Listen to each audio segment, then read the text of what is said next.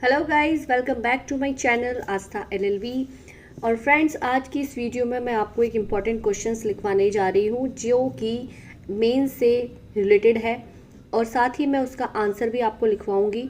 आप अपने साथ पेन और कॉपी लेकर बैठें और ध्यान से मेरी लैंग्वेज को सुने। और अगर वॉइस आपको क्लियर नहीं आ रही है तो आप हेडफोन लगा सकते हैं। तो मैं वीडियो स्टार्ट कर रही हूँ। पूरी इन्फॉर्मेशन के लिए एंड तक पूरा वीडियो देखिएगा। वीडियो बहुत इंपॉर्टेंट है, एग्ज़ाम से रिलेटेड है। ओके, तो मैं अपना वीडियो स्टार्ट करती हूँ। तो क्वेश्चन है, वारंट के साथ तलाशी और बिना वारंट के तलाशी में क्या अंतर होता है। वारंट के साथ तलाशी और बिना वारंट के तलाशी में क्या अंतर होता है। दंड प्रक्रिया संहिता 1973 code of criminal procedure Bharat में आपराधिक कानून के क्रियान्वयन के लिए मुख्य कानून है। ये सन 1973 में पारित हुआ था 1 अप्रैल 1974 से लागू हुआ। सीआरपीसी दंड प्रक्रिया संहिता का संक्षिप्त नाम है। जब कोई अपराध किया जाता है तो सदैव 2 प्रक्रियाएं होती हैं जिन्हें पुलिस अपराध की जांच करने में अपनाती है। एक प्रक्रिया पीड़ित के संबंध में और दूसरी आरोपी के संबंध में होती है। सीआरपीसी में इन दोनों प्रकार की प्रक्रियाओं का ब्यौरा दिया गया है। दंड प्रक्रिया संहिता के द्वारा ही अपराधी को दंड दिया जाता है। वारंट का सीधा मतलब होता है अधिकार पत्र, जबकि सर्च वारंट का मतलब होता है खोजने का अधिकार, अर्थात तलाशी वारंट। तलाशी वारंट किसे कहते हैं? तलाशी वारंट जारी करने का अधिकार किसी मजिस्ट्रेट या जज या किसी अन्य योग्य अथॉरिटी को होता है।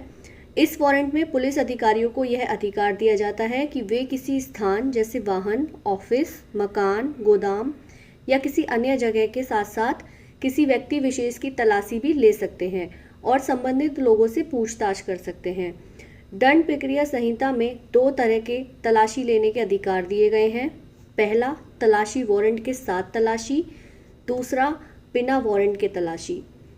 तलाशी वारंट के साथ तलाशी को मैं यहाँ पे डिस्क्राइब करने जा रही हूँ। दंड प्रक्रिया संहिता के सेक्शन 93, 94, 95 और 97 के अंतर्गत तलाशी वारंट जारी किया जाता है।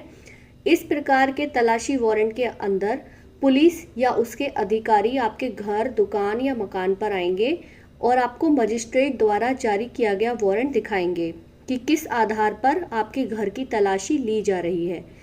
सर्च वारंट जारी करने के क्या उद्देश्य होते हैं? नंबर 1, किसी दस्तावेज का वस्तु को प्राप्त करने या उपलब्ध करवाने के लिए। सेकंड, ऐसे किसी घर की तलाशी लेना जहां पर कोई चुराई गई संपत्ति रखी होने या किसी जाली दस्तावेज के रखे होने की संभावना हो। थर्ड, किसी ऐसे पब्लिश डॉक्यूमेंट को प्राप्त करने के लिए जिसका संबंध किसी नकली पब्लिकेशन से हो या जो कि देश के विरुद्ध किसी साजिश से संबंधित हो। फोर्थ, ऐसे व्यक्तियों को तलाशने के लिए जिनको कि गैर कानूनी रूप से बंधक बनाकर रखा गया हो। सेक्शन 93 के अंतर्गत जारी किया जाने वाला वारंट निम्न आधारों पर जारी किया जा सकता है। ए, जब न्यायालय को यह लगता है कि किसी व्यक्ति को सेक्शन 91 के तहत किसी डॉक्यूमेंट को अदालत के समक्ष प्रस्तुत करने को कहा गया है और वह व्यक्ति ऐसा नहीं करता तो न्यायालय उसके खिलाफ तलाशी वारंट जारी कर सकता है। बी, जिस मामले में कोर्ट को यह लगता है कि किसी इंक्वायरी या ट्रायल का उद्देश्य सर्च के आधार पर सॉल्व किया जा सकता है। सेक्शन 94 के अंतर्गत तलाशी वारंट। इस धारा के अंतर्गत जिला अधिकारी, उप जिला अधिकारी और प्रथम श्रेणी न्यायिक मजिस्ट्रेट किसी स्थान की तलाशी के लिए वारंट जारी कर सकते हैं यदि उनको लगता है कि ऐसी जगह पर चुराई गई संपत्ति पाई जा सकती है, इस जगह पर ऐसी चीज छुपाई गई है जिसका संबंध किसी कोर्ट में लंबित मैटर से है, मामले से है। सेक्शन 95 के अंतर्गत तलाशी वारंट। इसके अंतर्गत कुछ प्रकाशनों को जब्त करने के बारे में बताया गया है। राज्य सरकार मजिस्ट्रेट से ये अनुरोध कर सकती है कि वह निम्नलिखित मामलों से संबंधित सामग्री, डॉक्यूमेंट या पब्लिकेशंस को जारी करने के लिए किसी व्यक्ति या संस्था के खिलाफ वारंट जारी करे जिसका संबंध सेक्शन 124A अर्थात देशद्रोह से हो। ऐसा कोई दस्तावेज, डॉक्यूमेंट जो देश के खिलाफ साजिश से जुड़ा हुआ हो। बी, सेक्शन 153A, 153B, से हो अर्थात सामाजिक सौहार्द बिगाड़ने से जुड़ा हुआ हो। सेक्शन 293 या सेक्शन 295 ए से हो अर्थात ऐसी बातें या सामग्री जो कि अश्लील श्रेणी में आती हैं और उनका पब्लिकेशंस करना, लोगों में बांटना गैर कानूनी है।